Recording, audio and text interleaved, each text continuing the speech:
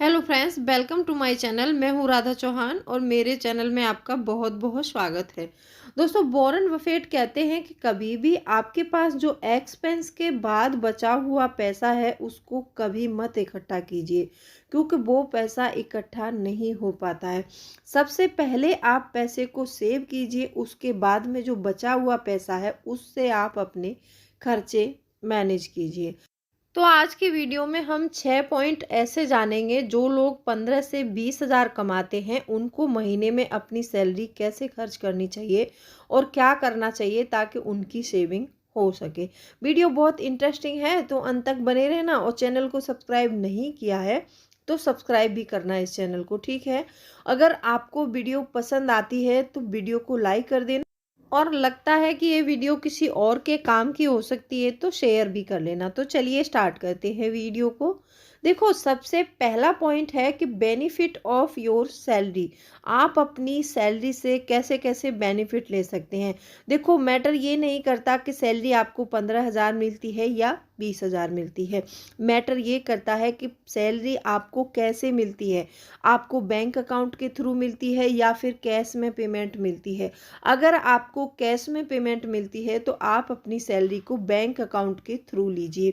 तो ऐसे करके आप अपना बहुत पैसा सेव कर सकते हैं। अब आप कहेंगे कि बैंक अकाउंट में और हाथ में आने से क्या मतलब है। देखो, बैंक अकाउंट में हमारा पैसा होता है तो हम अब 10 बार निकालने के लिए सोचते हैं उस पैसे को, और उतना ही पैसा निकालते हैं जितनी हमको ज़रूरत होती है। अगर मान लीजिए पूरी 20 हज़ार सैलरी हमारे हाथ में आ जाएगी तो पैसा ऐसा होता है कि घर में रखा अपनी रास्ते खुद बना लेता है कि मुझे कहाँ से होके निकलना है, तो वो वहीं से होके निकल जाता है और हमको पता भी नहीं चलता है। तो इसीलिए आपको अपनी सैलरी अपने बैंक अकाउंट के थ्रू लेनी चाहिए। अगर आप ऐसा करेंगे तो बहुत सारा पैसा सेव कर सकते हैं। और हाँ, एक बात और ध्यान रखना कि जब भी आपकी सैलरी आती है तो आप एक दूसरा अकाउंट लिंक करवा के ज़रूर रखिए। ये मैं हर वीडियो में बताती हूँ ताकि आप उसमें से पहले ही अपने पैसे सेव कर सकें।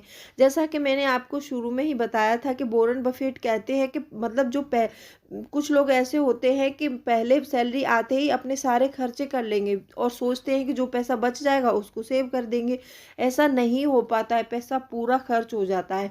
अगर आप पहले ही अपनी सैलरी से 2 हज़ार रुपये अलग कटवा देते हैं उसमें से दूसरे अकाउंट में, तो ये समझ लीजिए कि वो आपकी सेविंग हो गई। अब पता है कि हमारे पास 18 हज़ार रुपये ही हैं, तो हम 18 हज़ार में ही अपने खर्चे मैनेज करने लगते हैं। ये सब हमारा मतलब कमी नहीं होता, ये दिमाग का फितूर होता है। अगर हमारे दिमाग को पता रहता है कि हमारे पास 20 हज़ार है तो हम 20 हज़ार के अकॉर्डिंग ही खर्च करेंगे, कितना भी जोर लगा लो नहीं होगा। और पता चल जाएगा, माइंड को सिग्नल मिल जाएगा कि हमारे पास सिर्फ 18 हज़ार है, तो हम कुछ भी खर्चे मैनेज करेंगे लेकिन 18 हज़ार में चलाएंगे, ठीक है। तो आपको ये ज़रूर करना है, ठीक है। और अपनी दूसरा पॉइंट है कि जो भी रेंट तय करते हैं, आप जो भी मकान रेंट पर लेते हैं तो आपको अपनी बजट के अनुसार ही मकान तय करना है। ऐसा नहीं है, बहुत से लोग क्या करते हैं पता है कि सैलरी तो 20 हज़ार है लेकिन वो 10 हज़ार के मकान में रहेंगे, 10 हज़ार में खर्चा मेंटेन करने की कोशिश कर लेंगे लेकिन पैसा बचाने के बारे में नहीं सोचेंगे। तो आपको ऐसा नहीं करना है। जब भी आप कहीं रूम ले रहे हैं रेंट पर तो आप अपना देख कर लीजिए कि मेरी मतलब इसका रेंट कितना पे कर सकता हूँ महीने में। अगर आप महीने में 20 हज़ार रुपये कमा रहे हैं तो आप 4.5 5 से 6 हज़ार तक रेंट आप पे कर सकते हैं, अदरवाइज इससे ऊपर नहीं। आपको लगता है कि इससे ऊपर रेंट आपका जा रहा है तो आपको उस घर को नहीं अफोर्ड करते तो नहीं लेना चाहिए, आपको कोई और जगह देखनी चाहिए, ठीक है। आप हमेशा अपने बजट के अनुसार ही अपने रूम का रेंट तय करें। नंबर 3 आता है पर्सनल फाइनेंशियल प्लानिंग ज़रूर करें। अब ये पर्सनल फाइनेंशियल प्लानिंग क्या होती है, इसको थोड़ा हम डिटेल में बात करेंगे, क्योंकि इस पर मुझे 2-3 कमेंट ऐसे आए हैं कि मतलब बहुत ही ज़्यादा झकझोर देने वाले कमेंट हैं वो। ऐसा हुआ था कि किसी के एक मदर फादर और उनके 2 बच्चे थे, उनके फादर किसी उसमें एक्सीडेंट में एक्सपायर हो गए। तो उनके जो अंकल और जो ताऊ वगैरह हैं, उन्होंने उनकी सारी जगह, मकान सब ले लिया और उनको बाहर निकाल दिया है।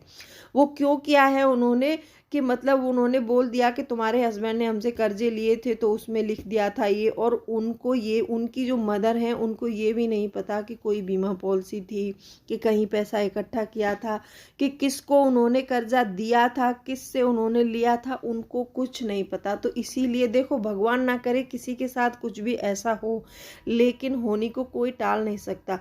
तो आपको हमेशा, आप किसी से पैसे ले रहे हैं या किसी को पैसे दे रहे हैं, आपने कोई बीमा कराया है, आपने कोई पॉलिसी की है, आपने कहीं पैसा जमा किया है, आप अपनी बेटर हाफ जो आपकी वाइफ है उनको हर चीज़ बता सकते हैं।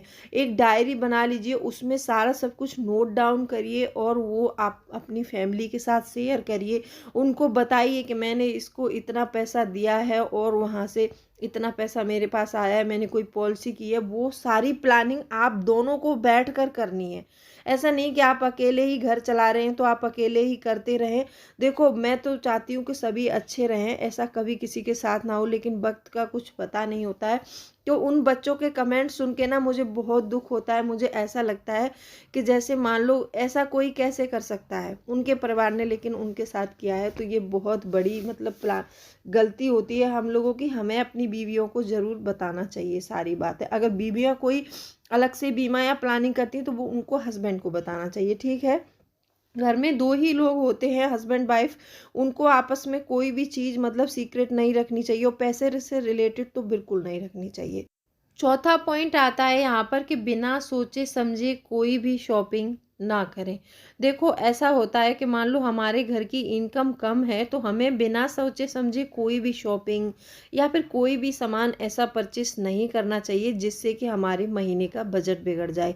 देखो, ये बहुत सारी लेडीज़ों में आदत होती है कि वो बिना सोचे समझे कुछ भी परचेस कर लेती हैं, चाहे उनके पास में कपड़े रखे हैं, लेकिन अगर हमारे डोर पर कोई आ जाता है, आवाज़ लगा देता है कि ये कपड़े ले लो, ऐसे कपड़े ले लो, तो लेडीज़ें ना तुरंत दौड़ कर जाती है। ये मैंने अक्सर करके गाँव में देखा है।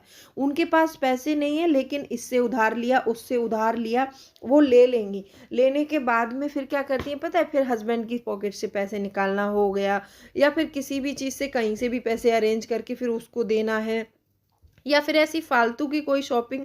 चाहे आप कहीं भी रह रहे हैं, सिटी में रहो या गांव में रहो, फ़र्क इससे नहीं पड़ता, लेकिन आप अपने बजट के बाहर जाके कोई काम मत करिएगा।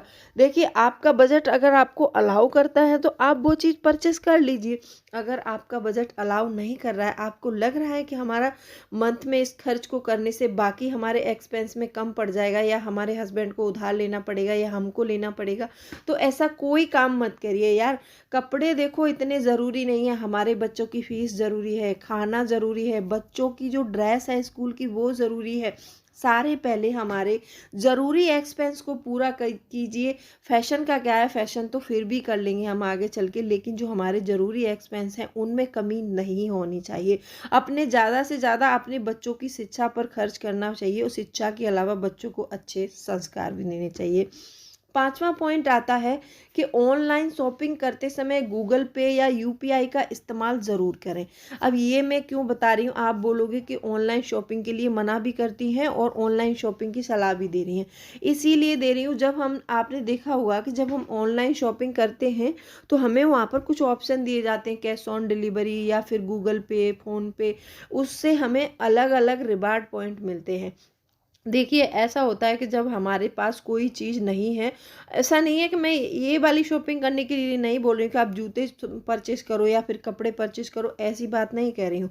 आप कोई घर का भी सामान ऑर्डर करते हैं, जैसे मान लीजिए हमने चीनी ऑर्डर की है, आजकल तो सब कुछ घर में आ रहा है, सिटियों में तो चल रहा है, गाँव का तो मुझे पता नहीं, लेकिन सिटियों में ज़रूर चल रहा है।